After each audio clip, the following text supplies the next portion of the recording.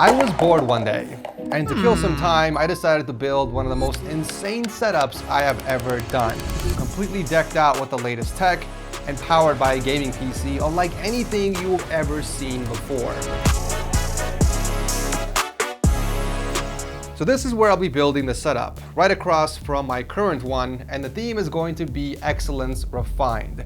I'm going to attempt to take luxury to a whole new level with this setup, and it's only going to be possible with MSI's flagship lineup, the MEG series. As you can see, I already painted the wall a darker color so it fits the theme a lot better.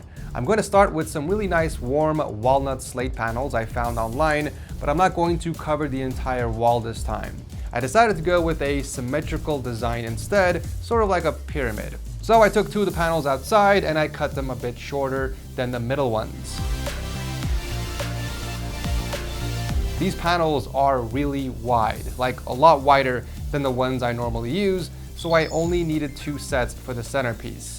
Now for the 2 outer panels, I decided to add spacing behind it for several reasons. Number 1, I didn't want to cut a hole into the panel just for the outlets because I do have plans to reuse these later on. And number 2, adding spacing gives me enough room to add some lighting behind it while still having access to the outlet using a flat power strip.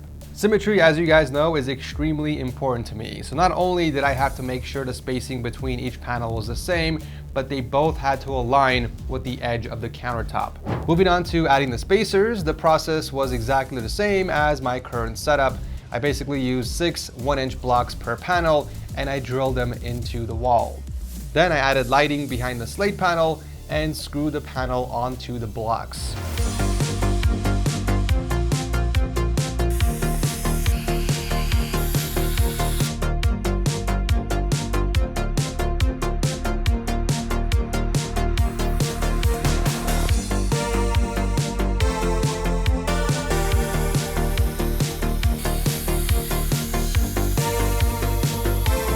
Okay, we got both vertical panels hooked up and the lighting behind it. Let's do one final test. Wrong one. There it is. Okay. Oh, you can actually put on effects. I didn't know that. Oh, what? Apparently you could do a breathing effect. I actually didn't even know that. But there's one there. And here's the second one. That's the only thing I don't like about these lights. You have to use 2 separate controllers instead of one, but I mean, a very small price to pay for making these stand out. And obviously they're gonna look so much better at night, but I mean, you can see we're in broad daylight and you can clearly see an underglow behind these panels. They're gonna look so much better once the entire setup is complete.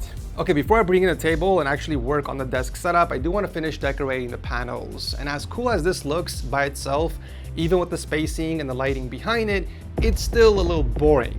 We gotta give it that special texture sauce to make it stand out. So here's what I got planned. To give the panels a finished look and also have a bit of functionality, I decided it would look awesome adding these floating wall shelves up top. 1 large one for the center panel and 2 smaller ones for the outer panels. However, I've decided to take it one step further and added a picture light on the center shelf, since the center panels were lacking some lighting. So I hooked up a beautiful wireless light bar with gold accents to stay consistent with the luxury theme.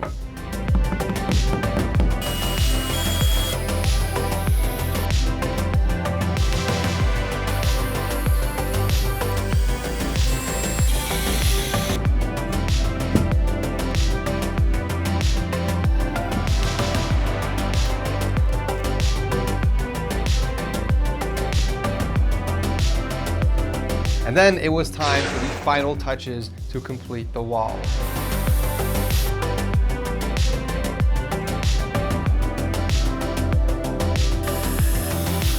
It all starts with a dream. Couldn't have said it better myself. This will be the centerpiece of the entire setup. A bit of motivation to kind of start the day. And then I got 2 of my favorite art pieces flanking the centerpiece. We got Death by Gucci and Death by Louis. In case you guys haven't noticed by now, I'm trying to incorporate some gold accents, which will make sense once I start building out the setup. Bam!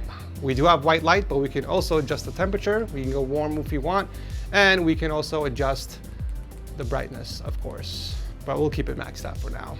Now let's see what it looks like with both of the lights on. Oh, let's go. It is coming together really nicely, you guys. Oh, I am in love.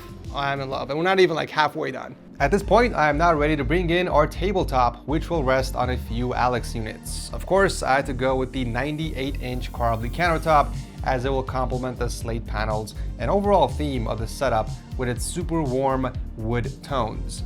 But I didn't want to just place them on the Alex units. I actually wanted to add spacers to give it a floating look. So I reached out to my boy Danny for some help, and he 3D modeled a 10-inch riser and blender, and I 3D printed it here at the studio. I always got to give my boy Danny a shout out for helping me out with these projects. So if you guys need help with 3D printing and 3D modeling, he's your guy. I'll drop a link to his portfolio if you guys want to contact him. Anyways, make sure the spacers don't move around. I added some 3M tape under it, which will prevent them from slipping. Then to make sure the tabletop doesn't slip across the spacer, I added some of these rubber stoppers on the top. So now our spacer doesn't move. And once you put the table on there, the table's not going to move. Oh, let's go. Look at that. Perfectly centered between both panels because symmetry is life, of course. And it's nice and sturdy. It is not moving anywhere. And most importantly, it's not going to tip over, as you can see, on either end because it is perfectly centered with the spacer.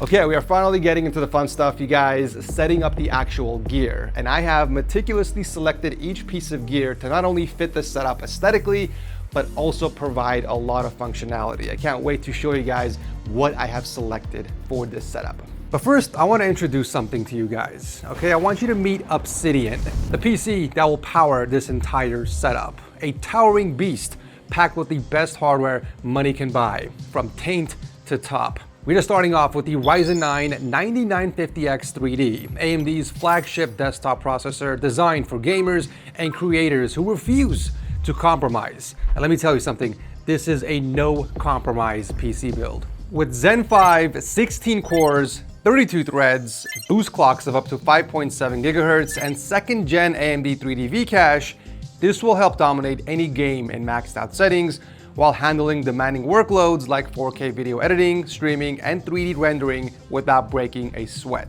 Of course, a CPU is nothing if you don't pair it with the right motherboard to take advantage of the performance, which is why we paired it with the MSI MEG X870E Ace Max. This unlocks the full potential of the PC by allowing us to push up to 8,800 megatransfers per second with our 98GB Kingston Fury DDR5 memory kits. And obviously we need a capable cooler to tame the beast, and there's nothing out there that is worthy for this build other than the MSI MEG Core Liquid E15. The pure craftsmanship and attention to detail of this cooler is mind-blowing.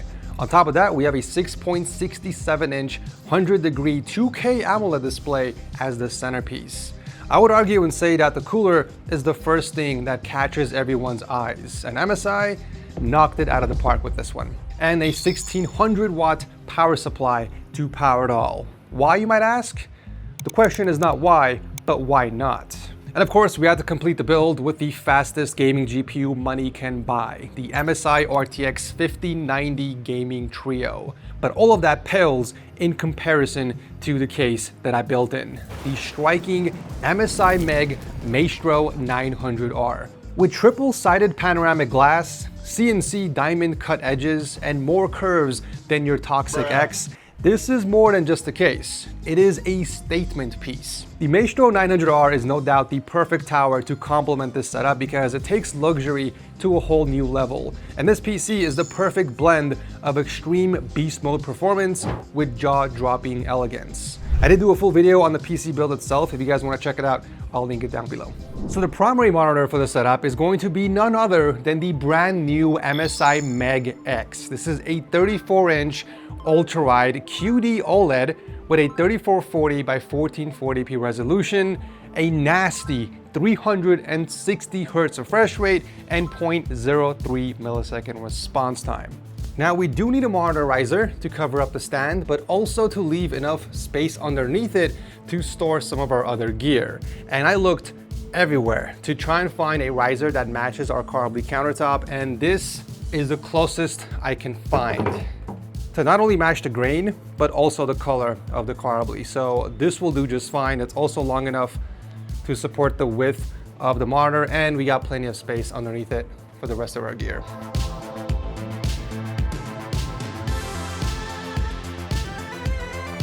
I mean, from a distance, you could barely tell there's a difference. And at night with the lights on, they're gonna be practically identical. But let's go ahead and bring the rest of our peripherals and power on our PC so we can take a closer look at the monitor.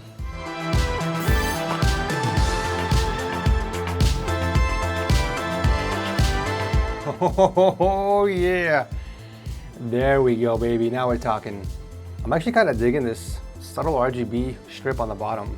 Very tasteful, MSI, very tasteful. So this monitor is actually using the new 5th gen QD OLED panels with Penta Tandem technology. You basically get brighter image, punchier HDR, and improved longevity without sacrificing those perfect OLED blacks. But the biggest difference is you get less color fringing because of the new RGB stripe subpixel layout. Look how clean and sharp these edges are. I don't see any color fringing at all. That's wild. This is gonna be the perfect monitor for both work and play. And as amazing as this is by itself, I do need a second monitor for multitasking. I don't even need anything large, just something for like my Spotify player, maybe a few macros and shortcuts. And I think this 14-inch display is gonna be perfect. And it's also gonna be covering the monitor stand, so you can't even see it from the front. Perfect.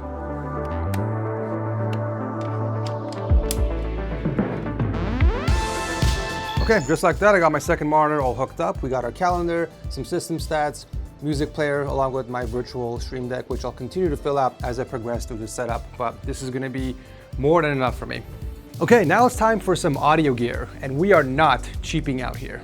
We need a pair of some nice sounding speakers that will complement the setup, and the Fosi Audio SP601s are going to fill those shoes. The cool part about these speakers are that these are HiFi passive bookshelf speakers. If you look in the back, the connection is simple. You just have terminal posts. You don't have to plug in a bajillion different cables. Just one set of speaker cables per bookshelf speaker, and then you plug in the other end into your DAC and amp. This is gonna drastically reduce the cable clutter in our setup while providing the best sound quality. These are also incredibly versatile. Pair them with a tube amplifier and you'll get a warm, rich sound. Hook them up to a solid state amp instead, and you'll get more precision and power. It just all depends on the type of listening experience you are trying to achieve. So this is the amp that we're gonna be using with the setup, the BT20A Max Bluetooth Stereo Power Amp from Fosi Audio. This will be able to give us up to 300 watts of max output per channel. Also reduce distortion and clean audio. Not to mention we get Bluetooth connection as well, so I can play music from my phone or other wireless devices. We have tons of connectivity in the back from multiple RCA inputs, a sub connection, and stereo speakers. All right, let's give these a test, shall we?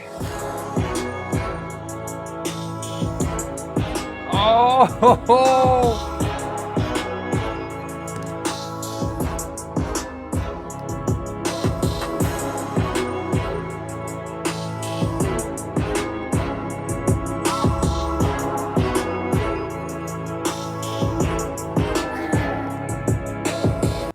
Oh, and I thought my speakers sounded good.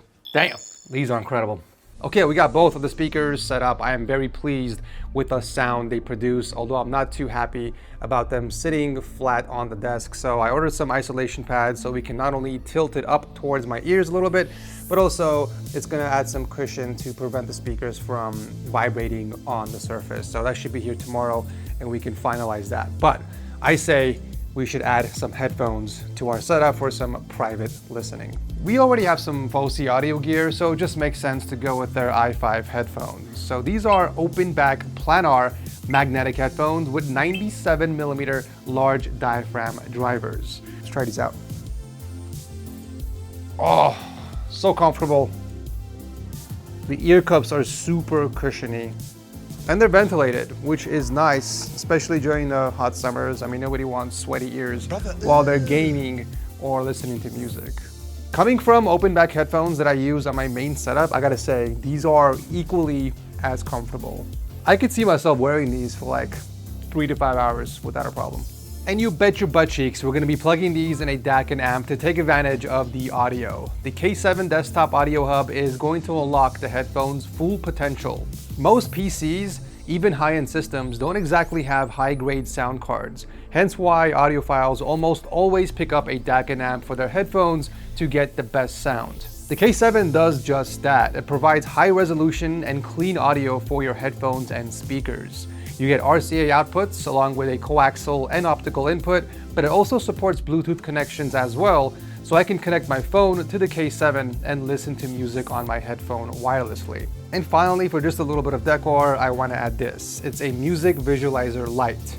We got 2 mics in the back that pick up the audio, and the lights on here react to the sound. It's just the type of decor that the setup is missing.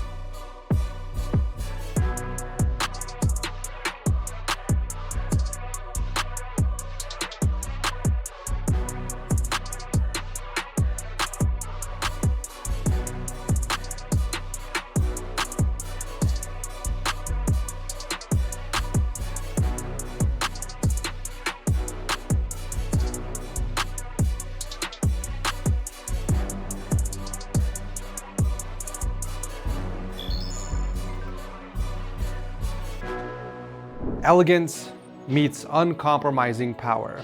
Every inch of this setup was designed with purpose. Nothing was added without a reason, and nothing was overlooked. It's built to dominate every task, every game, and every challenge you throw at it. After countless weeks of planning and designing and obsessing over every last detail, I can finally say this is one of the finest setups I've ever created.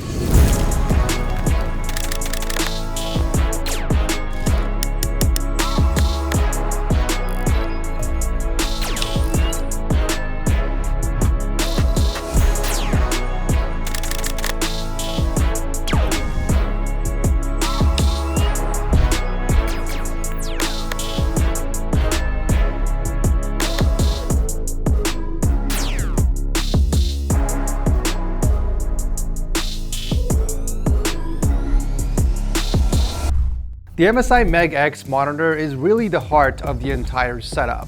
I always forget just how much you can do on a single ultrawide. Editing is a dream because I can fit everything on one screen. I can stretch out my timeline while still having plenty of room for the preview window and all of my media on one page. Story-driven games, especially racing games, are also way more immersive on an ultrawide. I can just kick back with the controller and just relax gaming. Even shooters like Cyberpunk are fun playing on an ultrawide. And of course, watching content on this Penta Tandem QD OLED panel is incredible. Thanks to the dark armor film, blacks look even deeper, giving the image an insane amount of contrast. It honestly doesn't get much better than this. Everything just came together better than I could have imagined, and I couldn't be happier with how the final setup turned out. But what do you guys think? Is this a setup you'd rock in your bedroom? If so, I'll drop a link to everything I use down below if you guys want to copy it. This was a very fun project, but I am just warming up. Subscribe for more awesome setup coming your way. Thanks for watching, and I'll see you in the next one.